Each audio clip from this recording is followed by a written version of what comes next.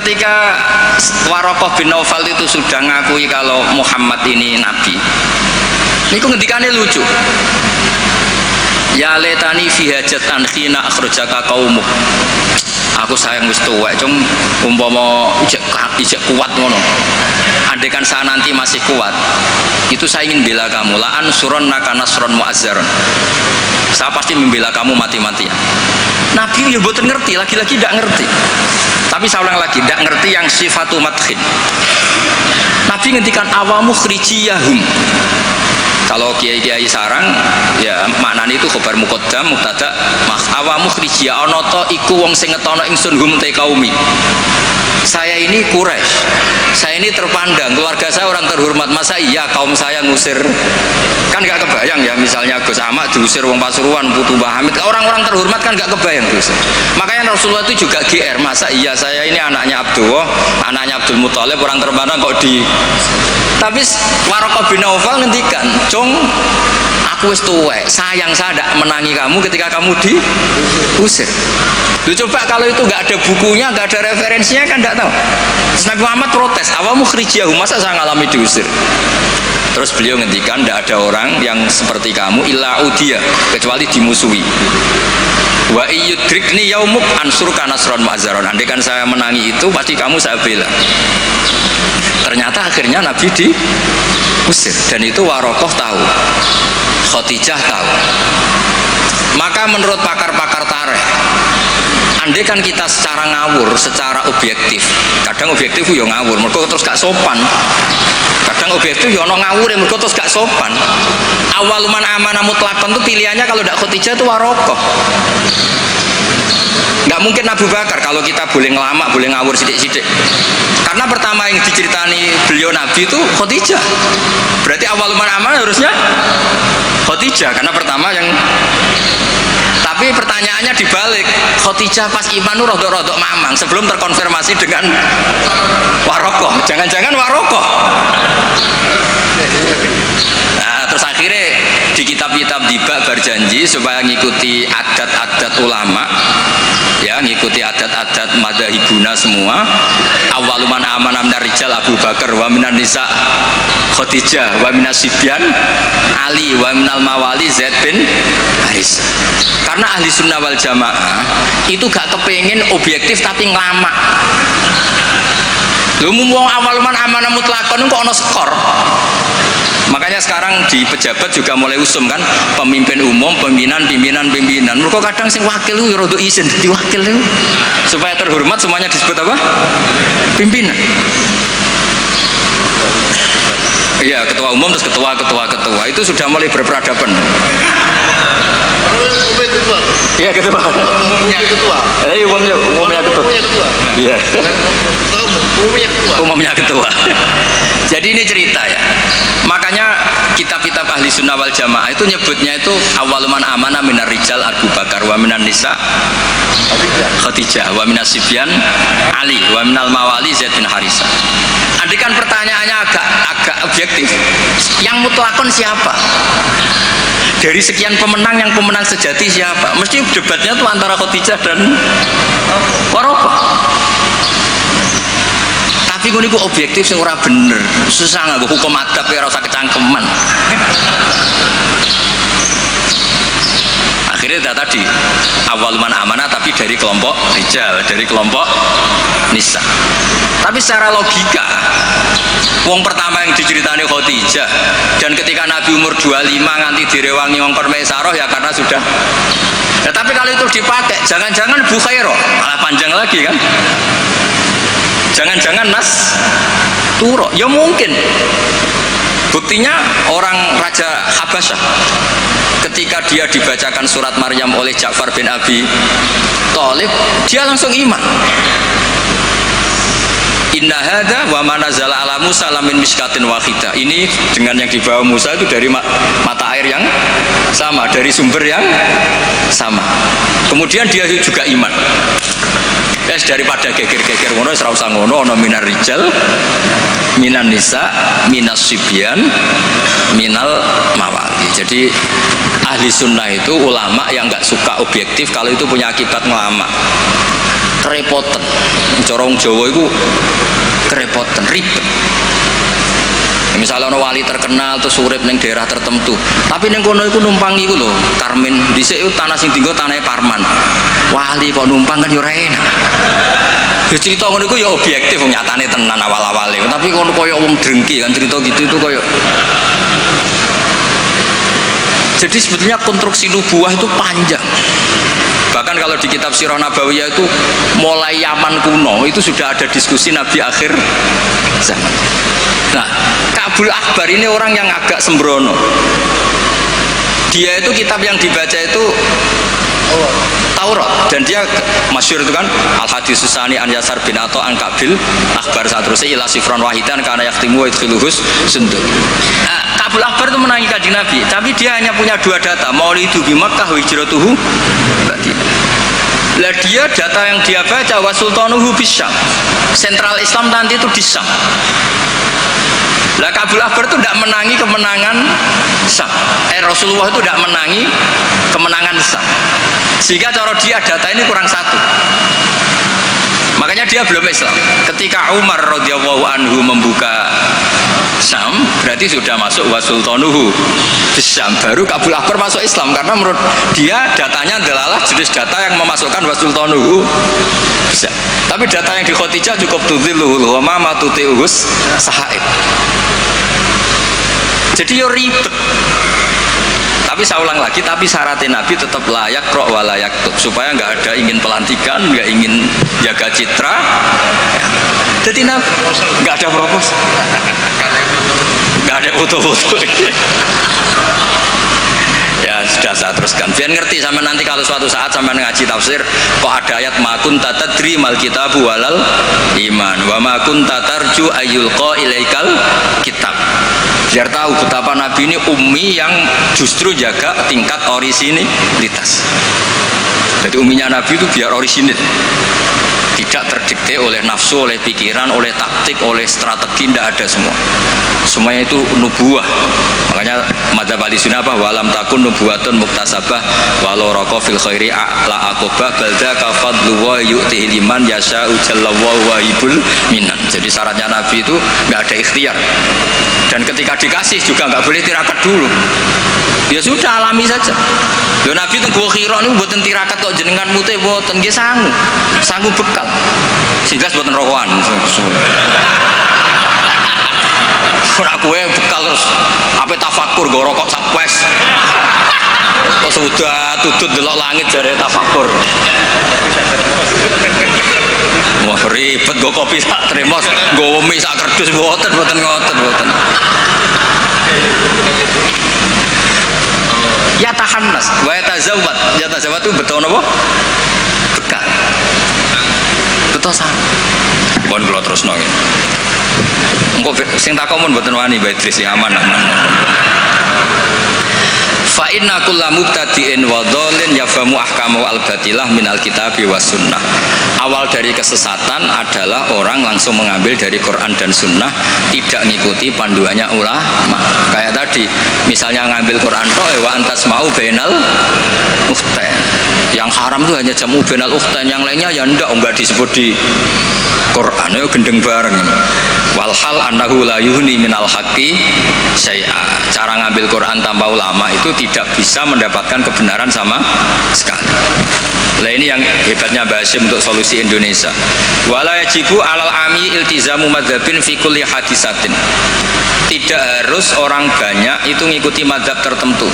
Walawil tazama madzhaban muayyanan kama madzhab Syafi'i rahimahullah la yajibu ali al istimrar.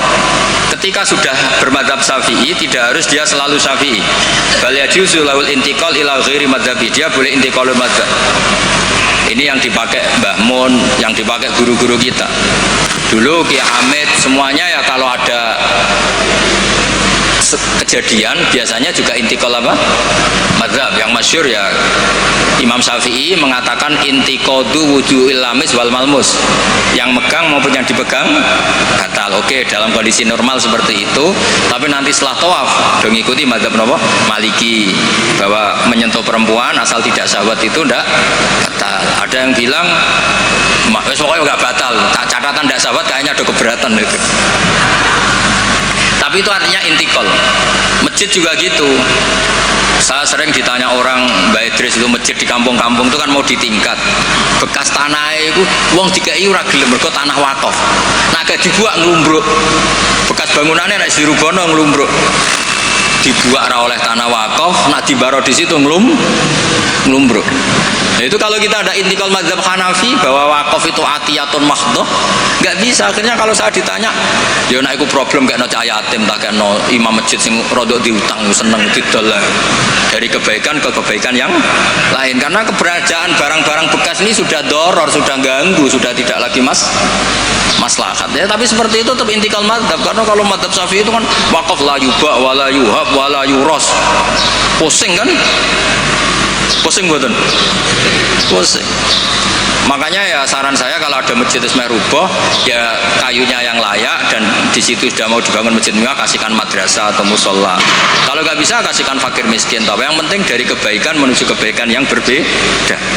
Lah ikutnya apa ya Hanafi, karena yang lainnya layuba wala yuros wala yuha. Nah seperti itu kita harus. Begitu juga misalnya ada wong awam sholat, sebeli pupune kena rokok kretek. Bersolat lagi roh, nak pupune kebuka, sak golongannya rokok. Itu harus intikal madzhab, meskipun badal amal. Jadi misalnya nanti juga diterangkan di kitab ini. Ono wong awam, saya ulang lagi, ono wong awam bernyaponi kandang ayam. Setelah sholat ke susu, ternyata di sini ada teleknya apa? Ayam. Nah, kalau dia disuruh iada kan keberatan.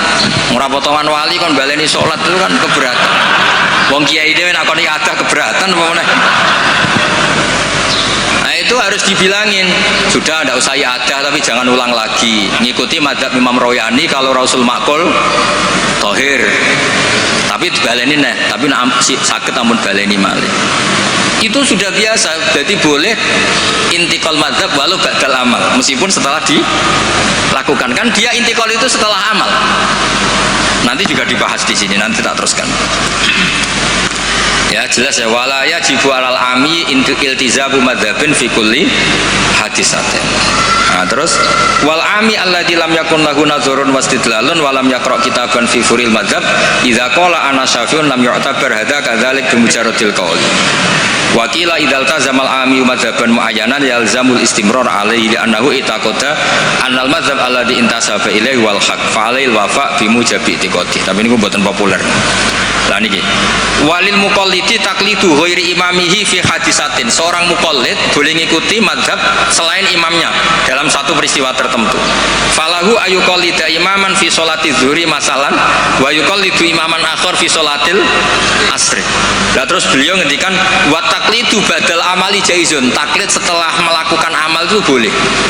Falau sholat syafi'iyun dhanna sihhata sholatihi ala madhabi summa tabayyana butlanuha fi madhabihi wa sihhatuha ala madhabi ghairihi falahu taqliduhu wa yaktafi bitilkas sholat.